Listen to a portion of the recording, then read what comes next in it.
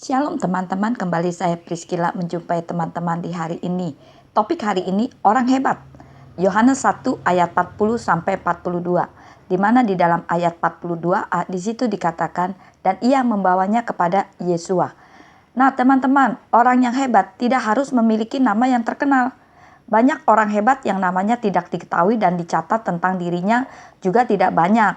Dan bahkan banyak yang bekerja di belakang layar saja.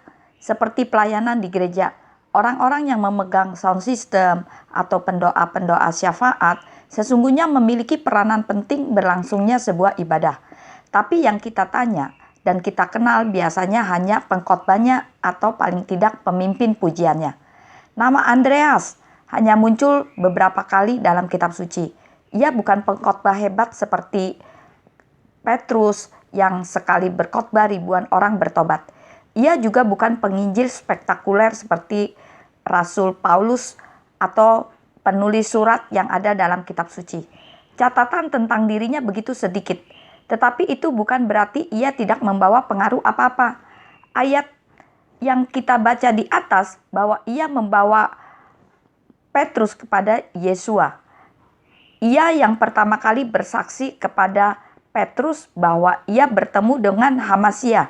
Ia bersaksi, jika seandainya Andreas tidak menyaksikan pertemuannya dengan Yesua, kita tidak mungkin pernah akan dengar kehidupan seorang Petrus yang diubahkan dan dipakai Tuhan secara luar biasa.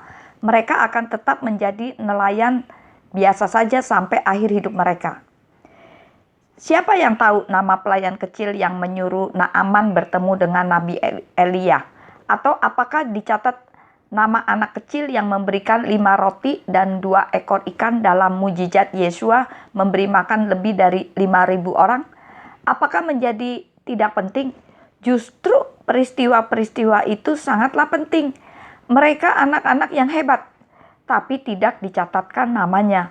Mereka terlibat dalam sejarah kitab suci mengubah sesuatu menjadi baik.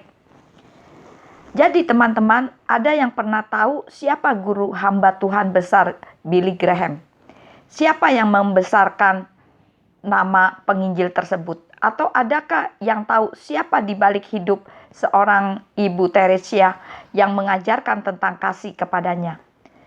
Jadi, menjadi orang hebat bukan berarti nama kita harus dicatat.